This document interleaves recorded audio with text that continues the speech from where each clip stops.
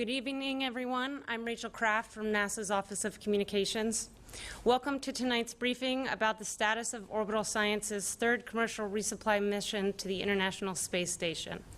Orbital's Antares rocket suffered a catastrophic anomaly shortly after it lifted off at 6:22 p.m. Eastern Time.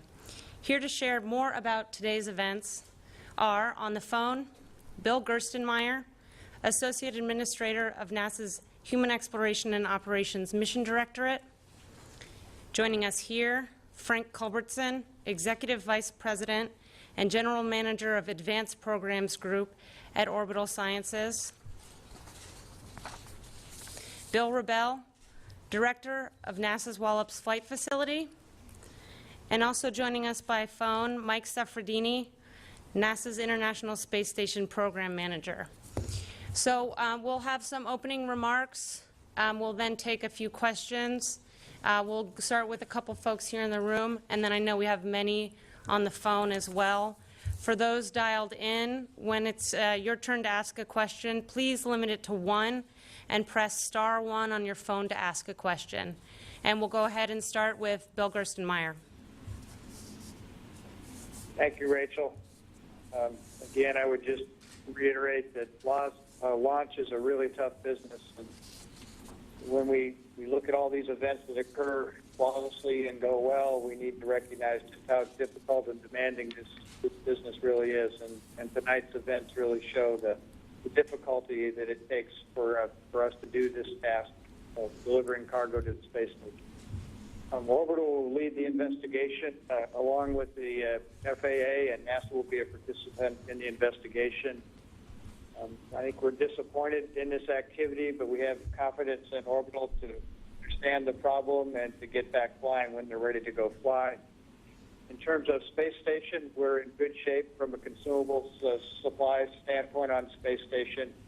There was no cargo that's absolutely critical to us that was lost on this flight. The crew is in no danger, and Mike will give some more details about the other flights that are coming up and other activities that are occurring. But again, no problem with station. We're in good shape from a consumable standpoint. And again, we just feel for Orbital, and we want them to understand what occurred and get us back flying as soon as they're ready to go do that. So thank you. Okay, Frank. Thank you very much, Rachel, and thank you, Bill. This is a tough evening to be talking about our mission, but it's important that we share with you what's going on. On behalf of Dave Thompson and the entire Orbital team, we do want to express our disappointment that we were not able to fulfill our obligation to the International Space Station program and deliver this load of cargo, especially to the researchers who had science on board and the people that were counting on the various hardware and components that were going to the station. It's a tough time to lose a launch vehicle like this and its payload. It's not as tragic as losing a life associated with it, and so we're very happy to report that there were no injuries, and the safeguards both in flight and on the ground worked as they should have, and all we lost was hardware. That hardware, however, is very important and very high value to the company and to our customers. Our team worked very hard to prepare it. We conducted a lot of testing and analysis to get ready for this mission. However, something went wrong, and we will find out what that is. We will determine the root cause, and we will correct that, and we will come back and fly here at Wallops again, hopefully in the very near future. But we will do all the things that are necessary to make sure it is as safe as we can make it, and that we do solve the immediate problem of this particular mission. The investigation will include evaluating the debris that we will find around the launch pad and everything associated with it. With that, I do want to caution the public, and Bill will speak a little bit more about that. This is an accident site, and it is a rocket, and it had a lot of hazardous equipment or hazardous materials on board that people should not be looking for or wanting to collect souvenirs over. If you find anything that washes ashore in the local area or came down on your farm or in your yard, please make sure that you call the number that Bill will give you or contact the local authorities, and definitely do not touch it and keep people away from it. We'll also be evaluating the telemetry. We have reams and reams of data that comes down from the rocket during launch, and we will be analyzing that carefully to see if we can determine exactly the sequence of events, what went wrong, and then what we can do to fix it. We also have video evidence that we'll be evaluating to help us with the investigation. So we've got a team that's going to start first thing tomorrow morning at daylight locally on the island, but we are starting now to take a look at the data and determine where the problem started. We've got a very professional team working that, led by our Accident Investigation Board and its chairman, and they have already begun their work. We will determine corrective action. We take our jobs very seriously.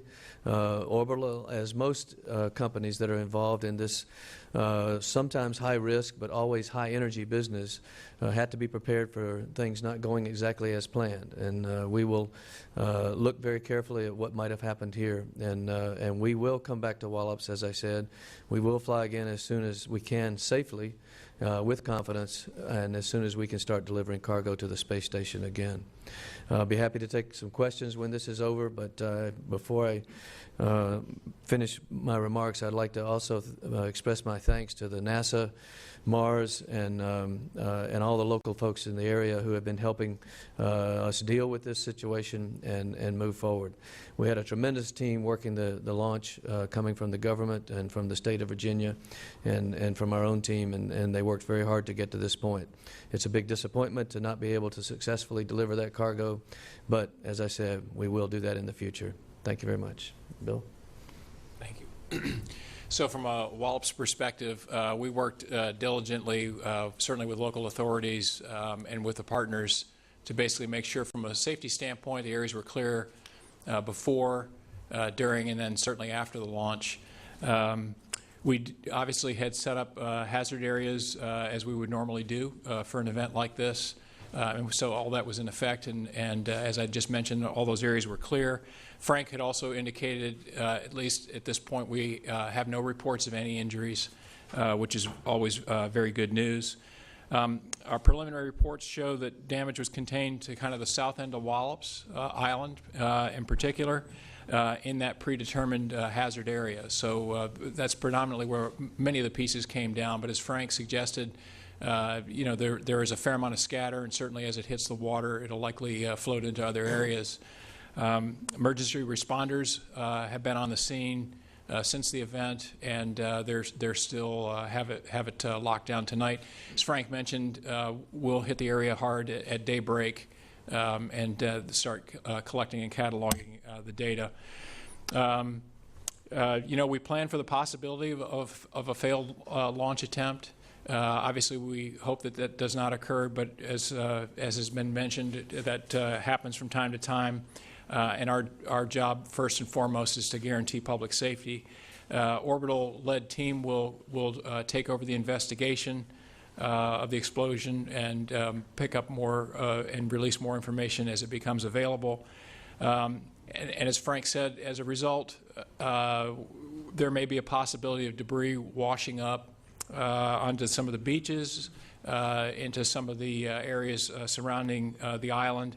If people do find any debris or anything that might be suspect, something that doesn't look familiar, we would ask that you stay away from the area and please call our incident response team.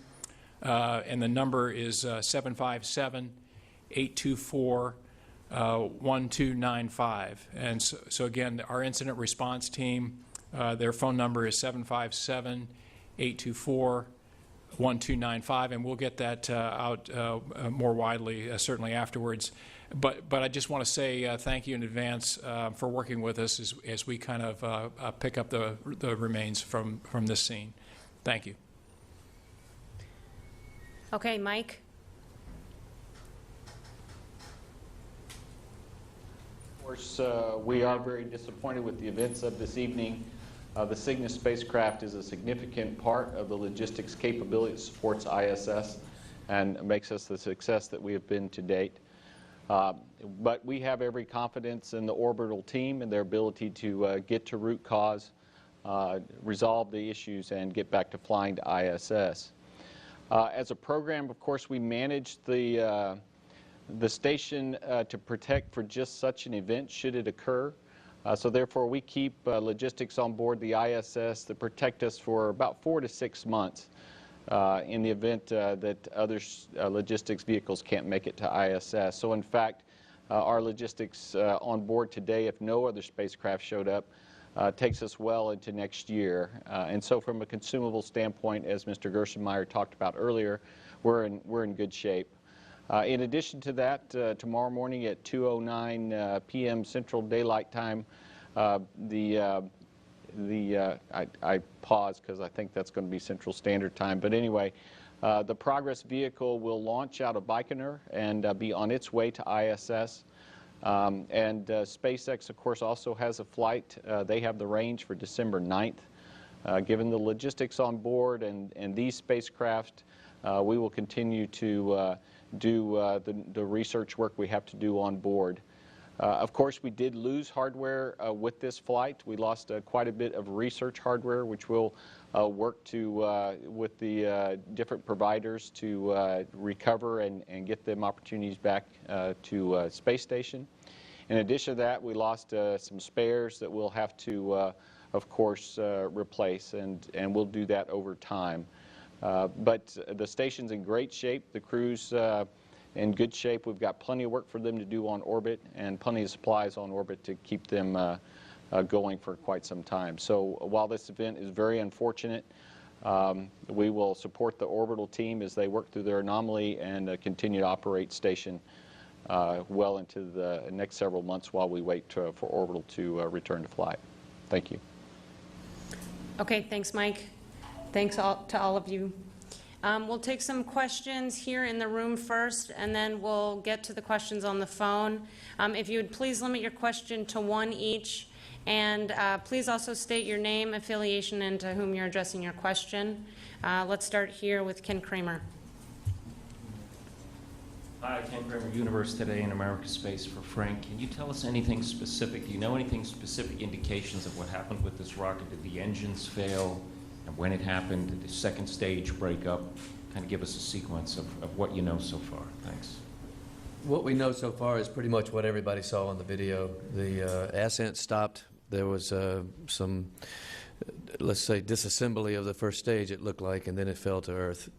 We don't have access to all the data yet because of the way the accident investigation proceeds. We lock it all down, and then we go through a very methodical process to recreate that data and evaluate it. So we don't really have any early indications of exactly what might have failed, and we need some time to take a look at that, both from a video and a telemetry standpoint. Stephen. Thanks. Stephen Clark with Spaceflight Now. For Bill Rebell, a little more information on what you're seeing out there right now. Are the fires extinguished? Have the fire crews even got in yet to the island area? And I have a follow-up. Yeah, the fire crews have gotten into the area, and basically we've just kind of set up a perimeter around. As a result of it kind of being dark out there, we know we've got some solid propellant in the area, and so we're just basically letting the fires kind of burn out, but they are contained. We've got people basically in the marshes, the ocean side, as well as on the island, south end of the island there. And a question maybe for Bill Gerstenmaier or Mike Suffredini. The way the contract works, does Orbital have to refly this mission now on their own costs, or how does that work contractually with who pays to refly this equipment? Thanks.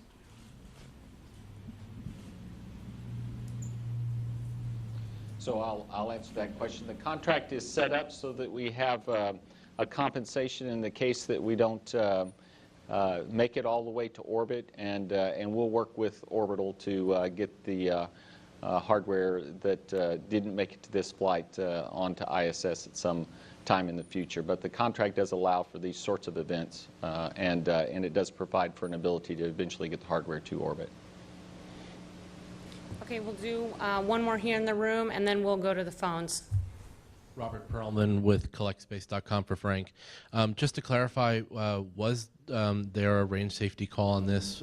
Did the flight termination system activate? And at what point did you see it, or did the team see in the room the first indication that there was something wrong? it began to go wrong around 10 to 12 seconds, I believe. I don't have the exact time. I do know that the range safety initiated the flight termination system around 20 seconds, maybe a little bit before. So most of this happened in the first 20 seconds of flight, and it was fairly quick. Okay, we'll take some questions on the phone now. As a reminder to those of you on the phone, please press *1. And we'll start with Jeff Rubio from NPR. Oh, hi there. Jeff Brumfield from NPR News. I guess I was wondering, can you describe anything about the science that was lost? I mean, are these things that can't be replaced? And also, has the Wallops facility been completely destroyed by this accident? What was the second? Couldn't quite hear the second question. Was the Wallops facility, the launch pad, completely destroyed by the accident? It sure looked powerful. Yeah, I think at this point it's too early to comment on how bad the damage is to the pad. We know there was some, but we also know that some of the systems still remain intact as we're seeing some of the pressures still reading down there in the pad area. So we don't know the extent of the damages yet until we can get in there tomorrow, but we know that certainly there was some. We just don't know the extent. Okay, did you want to add? Did you want to ask Seth Sure. So, Mike, there was also a question about the science. Can you offer a few more details about the science on board?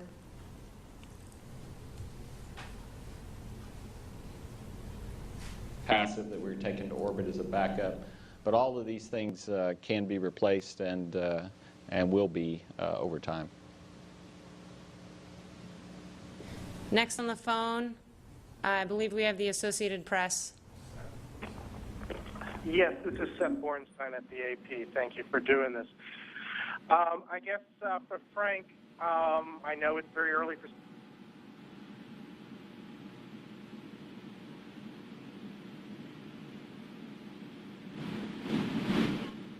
Hey, can you bring back Seth?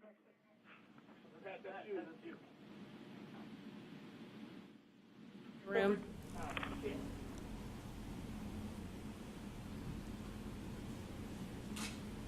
Okay, let's see. Do we have any more questions in the room here? I think we're having trouble with the phone. Go ahead. Hi, I'm Lily. I'm from 47 ABC. So you said now that those who are on the International Space Station, what happens to them? How are you going to get more supply to them?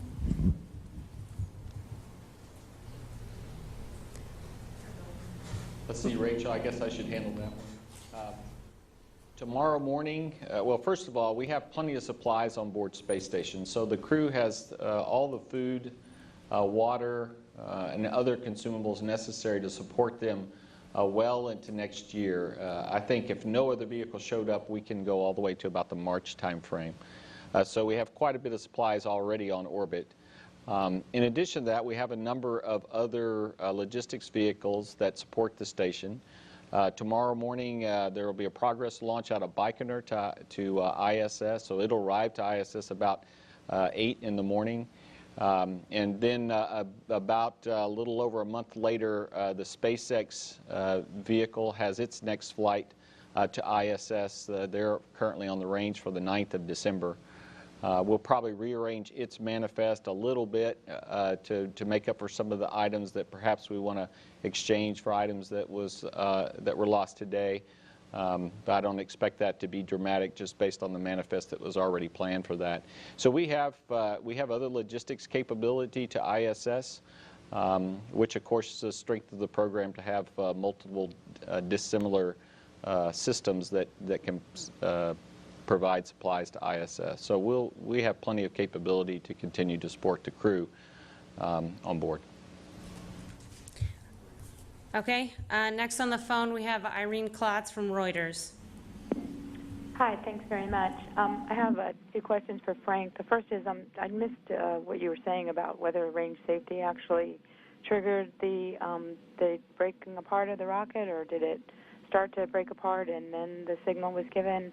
And also, can you just maybe give us a little update on the H-826 engine mishap in May, and if that's any at all possibly related to this?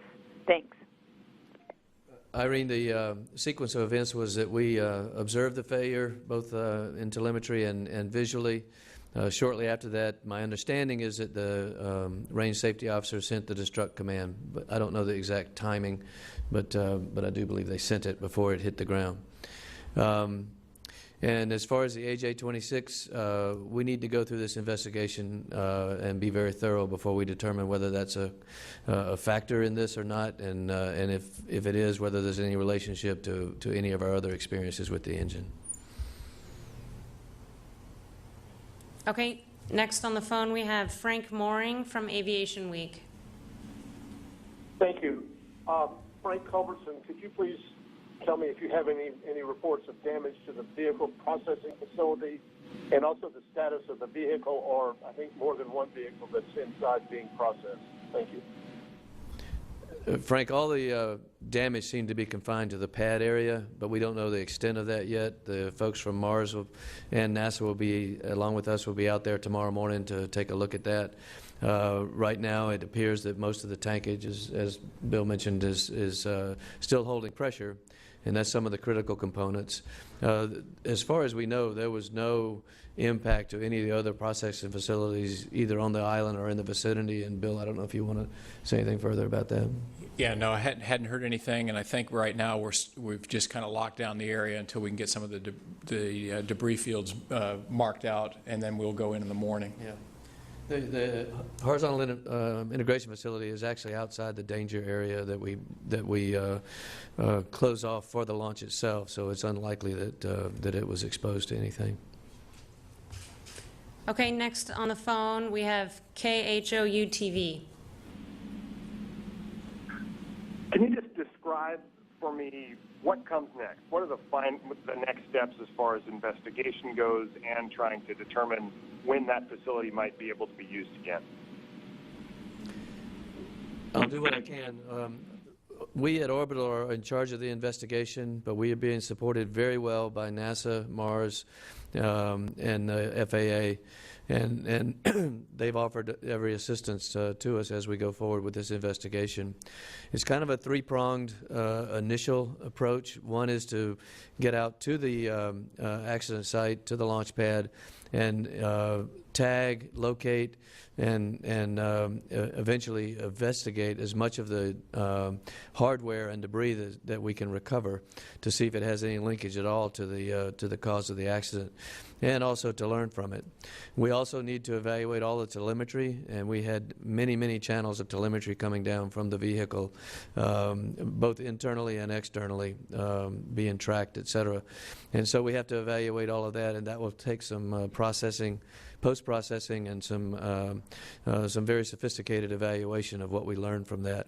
In addition, we have, I don't know, dozens of cameras that were trained on the vehicle and the range as we lift it off, and they're all going to have to be evaluated also to see if we can learn anything from what we see in the video. It's a little more challenging at night, but we have some very good cameras. NASA has some excellent cameras, and over time we will do the analysis necessary to see what we can learn from that. Okay, next on the phone we have Fox News Radio. Good evening, Evan Brown, Fox News Radio. Thank you for doing this. I'm curious, we've heard from NASA that their timelines for getting logistics to the station and are workable, but what about for Orbital? What happens now with regard to delaying your activities? Does this delay any future flights that you have, and what are your backup plans if in case the pad is significantly damaged and unusable? Well, right now, this is the only pad that's certified for launching the Antares rocket, so repairing it will be one of our high priorities.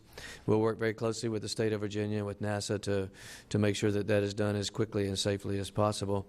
As far as next steps for the Antares, we will not fly until we understand the root cause and the corrective action necessary to ensure this doesn't happen again. And it's way too early to tell how long that might take. We will go through the proper processes. We'll do it professionally and thoroughly thoroughly, and we'll make sure that we have experts from our customers and others to consult with as we go forward. But I can assure you we will find out what went wrong, and we'll correct it, and we will fly again. Okay, next I think we have Seth Bornstein from the Associated Press back with us. Thank you. Can you hear me now? You sound good, Seth. Okay, good. Frank, I'm a little confused here about the timeline, and I know it's so recent.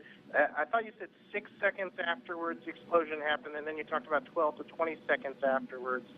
And did the explosion, in other words, and the other part of this is how much of the explosion was in the rocket, and then how much of this was by the range safety officer? I mean, in other words, did we see was it mostly the interior explosion and then finished off by the range safety officer?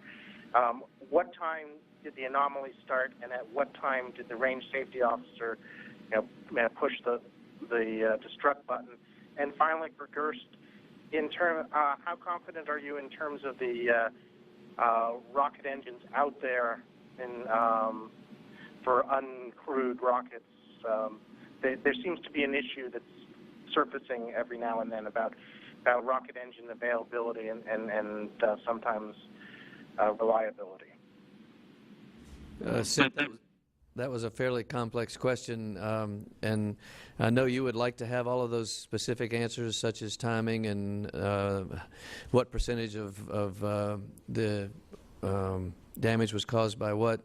I also would like to have those answers. Unfortunately, I have not been able to review the video with a stopwatch to give you the exact timing, and we will certainly get to that ASAP, and we'll report that as quickly as we can. And in terms of what part of the rocket was responding to the failure that occurred and what part was responding to the range safety officer's actions, we'll determine that too and get that out to you.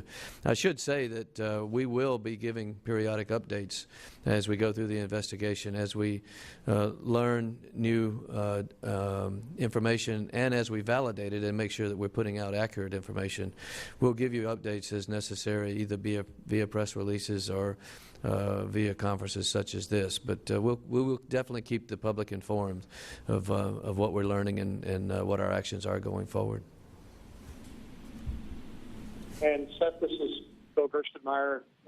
Your question on rocket engines and launch vehicles in general. I think, again, our teams have a historical perspective of what typically can go wrong during a launch, and we watch very carefully those systems. Propulsion is clearly one of the areas that is critical to rocket performance, and we'll continue to monitor that to make sure we understand it. Orbital does a green run of these engines down at Stennis prior to flight to make sure they're really ready to go fly. There's a lot of teams of experts that look at all this hardware and make sure that it is really ready. So when we go commit to a launch, there's a team of experts kind of overseen by NASA as well as all the Orbital team that have done a really rigorous job of understanding that what's going on with the vehicles, or anything unique, and is it really ready to go fly. And we'll continue to learn from this investigation. I think Orbital will do an excellent job understand what the failure was. As Frank said, we'll figure out what the failure is, we'll fix it, we'll learn from it, we'll actually take that learning and expand it to other rockets and other engines so we can improve our launch industry overall. And we'll make the maximum advantage out of this terrible thing that occurred to us and this loss of hardware. Again, it's good no personnel were lost. That shows our procedures were good in the fact that we kept people away and kept their distances clear. The factor processing facility appears to be in good shape. We'll confirm that in the next couple of days, is also promising. So our things worked right. We'll learn from this. We'll get ready to go fly, and we'll go fly again at the right time with Orbital. Okay, next up we have Tom with CNN.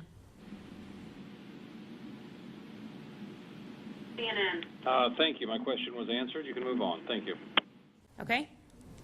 Do we have Eric Berger from the Houston Chronicle?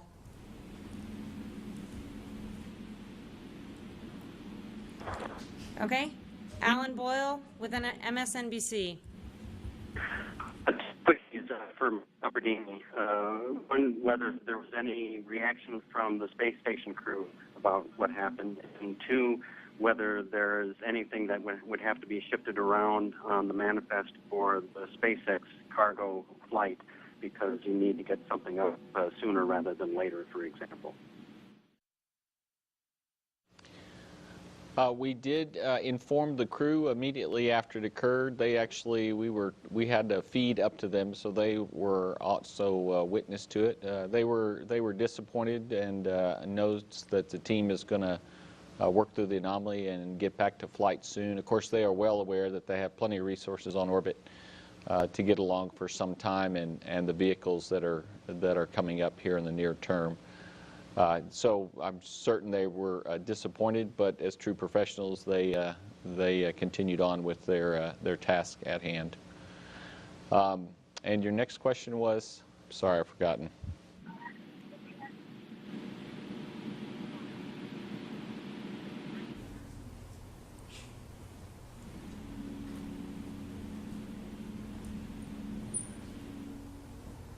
Thank you. You had asked about flow to try to determine what we need to do. There is potentially one item that I know of, at least this evening, that we'll probably have to think about. We had a oxygen resupply tank on this Cygnus spacecraft that was going to ISS. I'm sorry, it was a nitrogen resupply tank that was going to ISS. On the SpaceX vehicle, we have an oxygen version of that same tank, but given that we didn't get the nitrogen to orbit, we'll probably change that out with the oxygen tank on SpaceX 5. We'll probably change it out to a nitrogen tank. Then there's probably a number of other things as we look through the manifest and look at what we have on orbit and what's coming up on SpaceX that we probably will change out. But we haven't worked through all that quite yet. Okay, next on the phone, Miriam Kramer with Space.com. Hi, thanks very much for taking my question. So I am wondering, is there, I guess I want to ask about the kind of best case scenario. So is there a failure that might be easier to recover from than another? Well, the answer to that is yes. There are failures that would be easier to fix than others. We really don't know what it is yet, and that's going to take some time. Okay, next we have Jeff Faust. Hi, question for Frank Culbertson. Was the launch and the Cygnus spacecraft insured, or the cargo as well, for that matter? Orbital does carry some insurance on launches. The amount varies depending on a variety of factors. But yes, there was some insurance on there. Okay, next we have Eric Berger from the Houston Chronicle. Hi, I'm sorry you couldn't hear me before. This question is for Gers. I know there are no obvious shared dependencies between the Antares and your commercial crew vehicle. But with regard to commercial crew, are you concerned about how congressional critics will perceive this launch? Yeah, I would say in the past I've been pretty open with my congressional friends in Washington, explaining how difficult our launch business is, and you know, as much as we didn't really want to have a failure, we needed to be prepared for a failure, and I think we were prepared for this failure, as we've described earlier, and as Mike described, we were prepared from a consumable standpoint on orbit to essentially have the right equipment there. So, again, I think the thing that's important is that we don't overreact to this failure, that we really understand what occurred. We let the orbital team run the investigation. We understand what happened. We fix it. We fix it with some confidence, and then we get back flying again, and that's important overall. So, again, I think this just reminds us how difficult this business is, how careful we have to be, how the small things really matter in this launch business, and we just need to watch that as we go forward. So I don't see this as a problem or a concern for us in the future. It's just more awareness of what we're trying to go do, and it's not easy. And to don't let the teams get overconfident as we move forward. Don't think this is easy, and we'll make sure we do the right things as we move forward. So, again, I think we'll learn from this, and I think this will be valuable for us as we move forward, and it will also help us in our understanding of crew and crew transportation. We'll learn from this event. We'll take the lessons we learned here in cargo, where we can afford to have some problems with cargo and still be prepared, and when we get to crew, we'll take this lessons learned to heart and will improve our capabilities for launch crew. Okay, next on the phone we have James Dean with Florida Today. Hi, thank you. Frank, just understanding how early things are and not knowing the pad's condition, I just wondered if, based on your experience, you could give us kind of what you think is like a minimum period of time that you'll be grounded. Would that be, presumably something like 6 months or maybe longer, or just a ballpark guess based on your experience and not knowing all the details yet? Well, based on my experience, it's too early to make any kind of a guess like that. And every time we've made estimates like that, we're almost always wrong in one direction or another. So we need a few weeks, I think, to evaluate the failure that occurred, start making some plans on how we would correct it and how long that might take. The folks that operate the pad need some time to evaluate that and see what kind of damage has been done to the pad and get through their process of engineering and analysis to figure out what we need to do to bring it back to full operation. So that's going to take a few weeks in and of itself, my guess. Okay, next, Emily from Channel 47. Hi, everybody. Thank you so much for taking my question. My question is, in terms of the fuel, I mean, obviously this rocket carried a lot of fuel. In terms of the debris, you're very clear about what was going to happen in terms of cleanup and what people should do if they happen upon some debris. But what's going to happen in terms of cleanup of fuel in the area? And does it have an impact on the environment or just residents in the area? And is there a remediation plan in place? The first stage of the rocket was fueled by liquid oxygen and kerosene. I would guess that most of the kerosene burned, given what we saw on TV. The liquid oxygen will eventually dissipate and into the atmosphere. Some of the fuel was solid rocket fuel on the second stage, and we have to handle that very carefully. We don't know yet what the condition of the second stage motor might be, so that's part of the investigation and part of the very careful entry into that area that we have to execute tomorrow morning to see where the solid rocket might be. In addition, the spacecraft itself had hypergolic fuel, which consists of hydrazine, nitrogen tetroxide, and we have to make sure that that, in fact, is handled properly and, if necessary, make sure that it's dealt with. So that's one reason we highly encourage people not to try to enter this area or get close to it, either from the water or the land, and certainly don't go souvenir hunting along the beach. Okay, next we have Colin Campbell from the Baltimore Sun. Hi, my question was just basically whether there's an estimate for how much, in terms of cost, was lost on this rocket overall.